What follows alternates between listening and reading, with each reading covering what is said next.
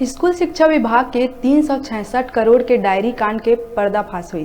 Police ये मामला में रिटायर जिला शिक्षा अधिकारी समेत 3 आरोपी लग गिरफ्तार कर लिए हैं। पता चले है कि डीओ है स्कूल एजुकेशन विभाग के कुछ अफसर ले रंजिश रखत रहीस, एकर सेती बदनाम करे बर फर्जी डायरी ला अंजाम दिहिस। आरोपी मन पुलिस के पूछताछ में कबूल करीन के डायरी पूरा तरह ले फर्जी है और ओकर संग 2 अउ लोगन मिल के ये साजिश ला अंजाम दिहिस। पुलिस अधिकारी मन बताइन के आरोपी मन अपराध स्वीकार कर लिए हैं।